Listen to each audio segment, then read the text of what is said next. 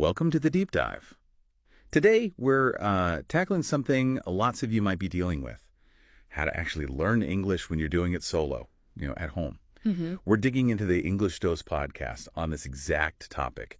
They argue it's not really a downside, learning alone. Really, Like an opportunity. Right. Exactly. An opportunity for really personalized learning. That's the core idea. You're in the driver's seat. Right. You set the schedule, the pace, choose the tools, the topics, whatever works for you. And I mean, the source is spot on about the sheer amount of stuff online now. It's incredible. It really is. But yeah, the key is turning all that freedom into something structured. You need a plan, consistency. Okay, structure. Let's talk about that. The English Dose podcast really hammers home the idea of a daily routine, even a short one. Yeah, definitely. Their example was like 10 minutes listening, 10 reading, 10 speaking or writing, only 30 minutes total. They even suggest less can work, which is encouraging. Totally. It's that daily touch point that matters, making it a habit. And that specific routine, they suggest it's simple, but it covers the bases, Keeps it balanced. Yeah, balanced, engaging, but not like overwhelming. You don't need hours every day. So, okay, that's the daily habit. What about the actual resources, especially free ones? Ah, yes. Go podcast lists quite a few. Obviously, other podcasts, YouTube channels. There are tons and specific apps, too. They mentioned Duolingo, BBC Learning English, Hello Talk. Right, Hello Talk for connecting with others. And they even threw in ChatGPT. Which is interesting for, like, checking writing, grammar help, even practicing conversations, apparently. It really highlights how accessible learning can be now. You don't need expensive courses. These tools put so much good material right there for you. True.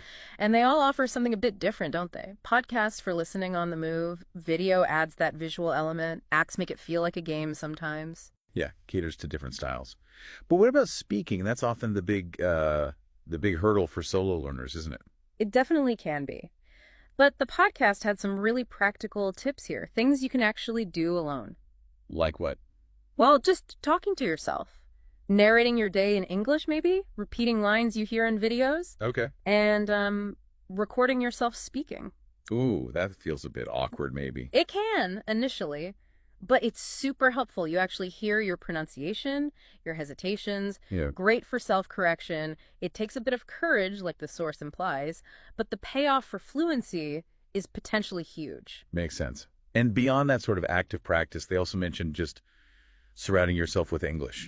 Immersion, exposure. Yeah, like watching shows, maybe start with subtitles on, listening to music in English, reading simple stuff, articles, graded readers. Exactly. It all builds up this richer feel for the language. You start absorbing the rhythm, the natural phrases, not just grammar rules from a book. You see how it actually works. Precisely. Context is everything. And one last really simple tip they shared. Keep a notebook. Ah, the classic. Still works. Yeah. Write down new words, new phrases you come across.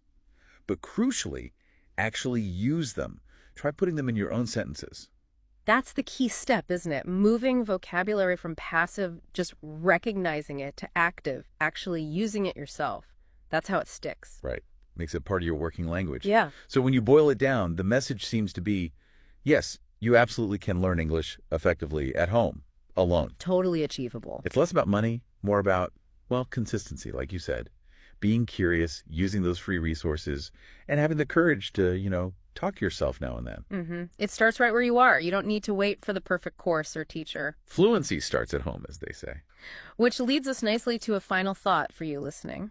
What's one small thing, one tiny change you could add to your routine, maybe even starting today, to really kickstart your English learning journey?